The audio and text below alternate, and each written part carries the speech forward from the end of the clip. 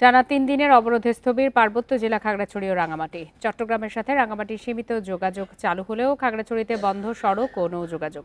শহরের ভেতরে সীমিত যান চলাচলে যাতায়াত ও পণ্য পরিবহন বাধাগ্রস্ত হচ্ছে।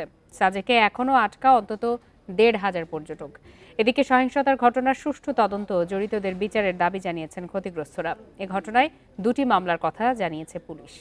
এ বিষয়ে আরো বিস্তারিত জানাতে এই মুহূর্তে খাগড়াছড়ি ও রাঙামাটি থেকে যোগ দিয়েছেন সহকর্মীরা। শুরুতেই চলে যাচ্ছে খাগড়াছড়িতে, সেখান থেকে আছেন সহকর্মী সমীর মল্লিক। সমীর মল্লিক, এই ৩ দিনের অবরোধে সবচেয়ে বেশি ক্ষতিগ্রস্ত হয়েছে খাগড়াছড়ি এলাকা। সেক্ষেত্রে এই মুহূর্তে সেখানকার পরিস্থিতি কেমন? জনজীবন স্বাভাবিক করতে কোনো ধরনের বাড়তি উদ্যোগ নেওয়া হয়েছে কিনা?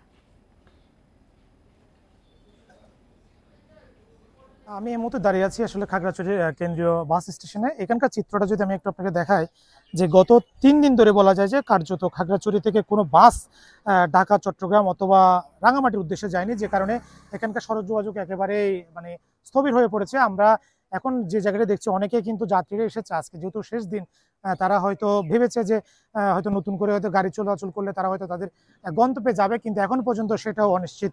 অর্থাৎ গাড়ি যদি না চলে তাদেরকে কিন্তু আবার বাড়ি ফিরে যেতে হবে। এখন পর্যন্ত আমরা পরিবহন শ্রমিকদের সাথে কথা বলে দেখেছি, তারাও আসলে পর্যবেক্ষণ আছে।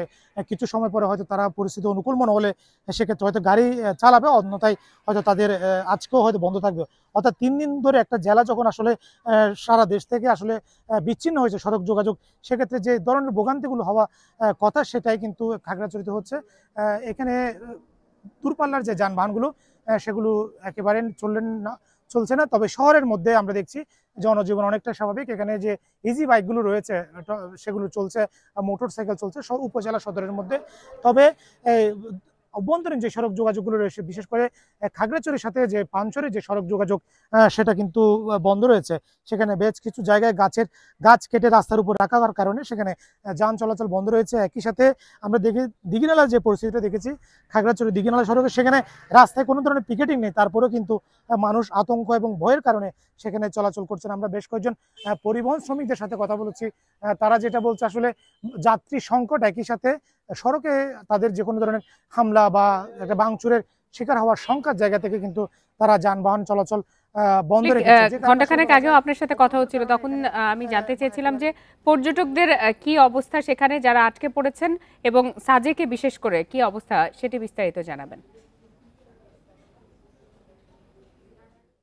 লোপা, দেখুন, পর্যটকদের বিষয়টা নিয়ে আমি একদম একেবারেই, যারা এটা নিয়ন্ত্রণের দায়িত্ব রয়েছে, আমরা কিন্তু বিভিন্ন জায়গায় কথা বলেছি তাদের পরিস্থিতিটা জানানোর জন্য। এখন পর্যন্ত আমার কাছে যে তথ্য রয়েছে, আসলে আজকেও পর্যটকদের ফিরে আসার কোনো সম্ভাবনা নেই। এই বিষয়টা নিয়ে আমি একবার প্রশাসনের সর্বোচ্চ স্তরে কথা বলেছি। একই সাথে আঞ্চলিক সংগঠনের সাথে যোগাযোগ করেছি, তারা নতুন করে কর্মসূচি দিবে কিনা। তো আমি এই বিষয়ে আমাকে ইউপিডিএফের পক্ষ থেকে তাদের জেলা সংগঠন যেটা জানিয়েছেন, যেহেতু কর্মসূচিটা দিয়েছে বিক্ষুব্ধ যুগ্ম ছাত্র জনতা, তারা হয়তো এই পরবর্তীতে বিষয়গুলো আমাদেরকে ইমেল করে বা প্রেস বিজ্ঞপ্তির মাধ্যমে জানাবেন। তবে এখন পর্যন্ত আমরা নতুন করে অবরোধের কোনো ধরনের বার্তা পাইনি, অর্থাৎ অবরোধ বাড়ানো হবে কিনা সেই বিষয়টি কিন্তু আসলে এখন পর্যন্ত আমরা পাইনি। তবে যারা সাজেকে রয়েছে, সেখানে আসলে ৩ দিন ধরে একরকম তারা সেখানে যে পণ্য, বিশেষ করে যে ভোগ্য পণ্যগুলো রয়েছে, সেগুলো দিঘিনালা এবং খাগড়াছড়ি থেকে কিন্তু নিয়ে যাওয়া হয়। আপনি জানেন, খাগড়াছড়ি থেকে সাজেকের দূরত্ব প্রায় ৭০ কিলোমিটার মতো। এই লম্বা রাস্তাটা পুরোটাই জুড়ে কিন্তু আসলে কোনো যানবাহন চলছে না। সেক্ষেত্রে যে মানুষের যে গুরুত্বপূর্ণ যে বিশেষ করে চাল, ডাল সহ অন্যান্য যে খাদ্যপণ্যগুলো রয়েছে, সেগুলো কিন্তু আসলে সাজেকে নিতে না পারার কারণে সেখানে এক ধরনের আসলে সংকট দেখা দিয়েছে। খাগড়াছড়ি থেকে সর্বশেষ পরিস্থিতি জানাচ্ছিলেন সহকর্মী সমীর মল্লিক।